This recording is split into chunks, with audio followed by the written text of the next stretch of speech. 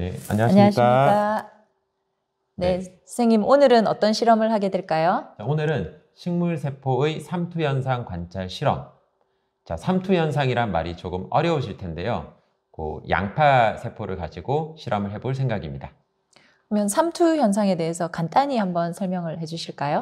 네, 삼투현상을 깊게 들어가면 대학생들도 좀 어려워하는 부분인데 고등학교 통합과학 교과서에 보시면 삼투에 대해서 물의 확산이라고 하는 표현이 있어요. 그러니까 물이 많은 데서 적은 데로 가는 건데요. 그거는 식물세포의 세포막에 물만 이동시킬 수 있는 그러한 작은 구멍들이 뚫려 있어서 어떤 물이 많은 데서 적은 데로 갑니다. 그러면 선생님, 물이 많다는 것은 농도가 높다는 말일까요? 낮다는 말일까요? 농도가 낮다는 아, 말이겠죠? 잘하셨습니다. 이렇게 바로 말씀하셨어야죠. 맞아요. 물이 많은 곳에서 적은 곳으로 간다는 이야기는 농도가 적은 곳에서 농도가 높은 곳으로 물이 이동한다는 이야기죠. 그래서 선생님은 공부할 때 이렇게 배웠어요. 오늘도 공부를 많이 했더니 오늘 하루도 날이 저물고 해서 저농도에서 물이 고농도로 이동한다, 이렇게 외웠었는데 오늘도 여러 가지 농도의 용액을 양파 세포에 뿌려서 어떻게 세포가 모양을 변화하는지를 관찰해 보도록 하겠습니다. 네, 그러면 몇 종류를 하나요? 여기 보니까 세 종류가 보이는데요. 네, 어떻게 실험이 진행될까요? 우리가 이제 농도를 이야기할 때 농도가 낮은 용액을 저장액, 네, 그 다음에 농도가 같으면 등장액, 농도가 높으면 고장액이라고 하는 표현을 쓰는데요. 우리는 고장액으로 이제 10% 소금물을 준비할 거고요. 그 다음에 등장액은 생리식염수, 그리고 저장액은 증류수를 사용하도록 하겠습니다.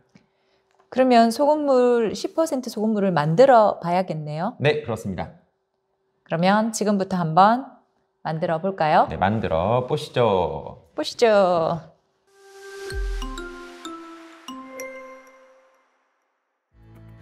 오늘의 실험 재료를 소개하겠습니다.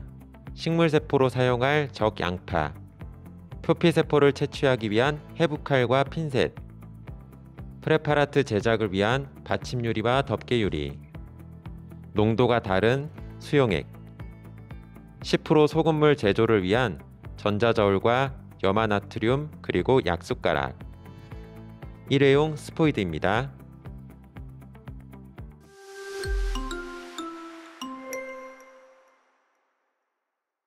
자, 그러면 이제 소금물을 만들어 볼 텐데요. 지금 소금물을 만들기 전에 오늘의 실험 순서에 대해서 간략하게 설명을 하고 진행을 하겠습니다. 먼저 10% 소금물을 만들어서 고장액을 만들어 볼 거고요. 그리고 적양파의 표피세포를 채취한 다음에 받침유리와 덮개유리를 이용해서 프레파라트 제작을 할 거고요. 각각의 용액을 떨어뜨렸을 때 어떻게 모양이 변하는지 현미경 관찰까지 해보도록 하겠습니다. 자, 그러면 지금부터 10% 소금물을 한번 만들어 보도록 하겠습니다. 네, 그러면 저희 총량을 얼마로 한번 만들어 볼까요? 지금 비커가 50ml 비커고 그렇게 많이 필요하지 않기 때문에 조금만 만들면 될 것 같아요. 네, 그러면 20ml 한번 만들어 볼까요? 2g을 먼저 넣고요. 그리고 증류수를 부어서 20ml를 맞추어 주게 되면 10% 소금물이 되겠죠. 그렇죠. 지금 선생님 하시는 것처럼 약포지를 먼저 올린 다음에 0점 조정을 누른 다음 소금을 떨어뜨리면 되겠죠. 네, 됐습니다. 자, 그러면 이제 비커에 담고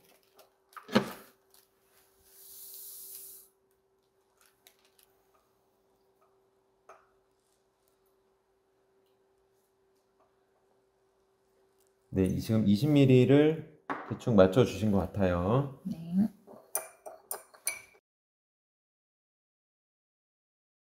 네, 소금물이 이제 다 만들어졌네요. 네. 그럼 프레파라트를 한번 제작해 볼까요? 네, 프레파라트의 재료는 적양파를 사용할 거기 때문에 적양파를 해부칼로 정사각형 모양을 잘라주면 되겠습니다.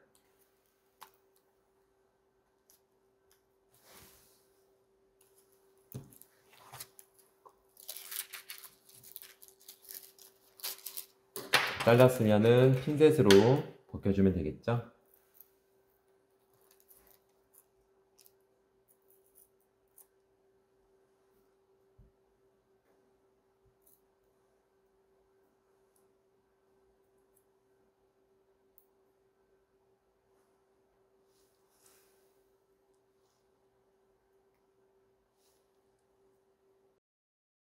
자, 그러면 프레파라트에 한번 네이밍을 해보도록 하겠습니다. 네. 선생님, 빨간 펜이 보이네요. 네. 죽이라고 하는 거는 이제 필요한, 헷갈리지 않게 잘 적어주는 걸 얘기하고요. 여기가 고장액, 등장액, 저장액. 네. 자, 그러면 이제 물을 한 방울씩 떨어뜨려서, 네. 자, 그러면 선생님 한 방울씩 떨어뜨려 주시죠. 네. 제 위치부터 먼저 떨어뜨리겠습니다. 네. 먼저 소금물, 고장액, 네. 네, 떨어뜨렸고요. 그 다음 생리식염수, 등장액 떨어뜨렸습니다. 그 다음 저장액, 증류수 떨어뜨리겠습니다.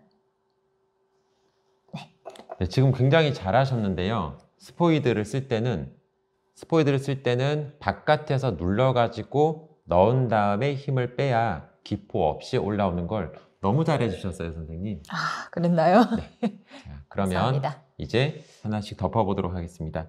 그럼 이것도 마저 선생님께서 해주시죠. 자, 덮개 유리는 워낙 얇아서 두 겹이 동시에 놓일 수 있으니까 한 겹인지를 확인하고 올려주시면 좋고요.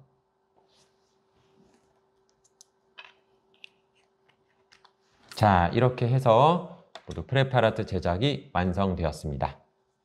네, 선생님 그러면 관찰을 한번 해볼까요? 네, 고장액은 넣는 순간 속도가 워낙 빨리 일어나기 때문에 고장액 먼저 관찰을 하도록 하겠습니다. 네. 자, 관찰을 하실 때는 네. 현미경 전원을 먼저 켜시고 재물대를 제일 위쪽으로 올린 다음에 조동나사와 미동나사를 이용해서 초점을 맞추면서 관찰을 하시면 됩니다. 선생님 너무 빨리 일어나요, 진짜. 그렇죠. 네, 원형질 분리가 일어나는 게 네. 바로바로 보입니다. 헉! 네, 그럴 순식간에, 거라- 예, 예. 네, 원형질 분리가 일어나고 있고요. 그 다음, 세포벽에서 세포막이 많이 떨어진 경우에는 지금 동글동글하게 되어 있는 모습이 보입니다. 네, 적양파인 경우에는 색소가 많기 때문에 우리가 원형질 분리라고 하는 현상을 매우 뚜렷하게 관찰할 수가 있습니다. 그러면 이제 등장액을 한번 관찰해 보도록 하겠습니다. 네. 네, 등장액은 아까와는 확실히 다르네요. 예, 그냥 반듯반듯 이쁘게 되어 있는 모습이 보입니다. 나중에 사진으로 보여드리도록 하겠습니다. 네. 지금 계속 배율이 높은 배율인데 같은 배율이라서 따로 안 맞추고 들어가도 지금 잘 관찰이 됩니다. 네, 지금 동일한 시료를 보기 때문에 대물 렌즈를 하나 고배율, 그러니까 4배짜리에서 10배짜리로 옮긴 상태를 유지하면서 프레파라트만 교체를 했는데 이렇게 하셔도 시료가 똑같기 때문에 상관없습니다. 네, 금방 등장액 봤던 것보다 훨씬 빵빵합니다. 네, 색소가 보이는 곳이 지금 중앙에 맞춰져 있는데요. 빵빵한 것이 팽윤 상태가 된 것 같습니다. 선생님 그런 어려운 말씀을 쓰시니까 죄송합니다. 또 세포 안으로 물이 많이 들어와서 세포막이 세포벽을 밀면서 팽팽하게 부풀어 오르는 걸 팽윤 상태라고 합니다. 네, 오늘 관찰 너무 잘 돼서 기분이 좋네요. 네. 혼자만 관찰하셔가지고 저는 좀 그렇긴 하지만 실험 끝나고 저도 관찰을 해보도록 하겠습니다.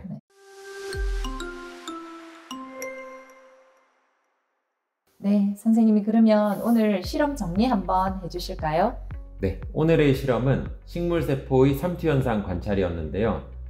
세포벽에서 세포막이 떨어져 나오는 원형질 분리 현상을 뚜렷하게 관찰하기 위해서 적양파를 사용했다는 점이 오늘 좀 특이한 점이었고요. 그리고 오늘 실험은 소금물 만들기, 그리고 적양파의 표피세포 채취, 그리고 각각의 농도가 다른 용액을 떨어뜨려서 현미경으로 관찰하는 방법까지 진행을 해 보았습니다.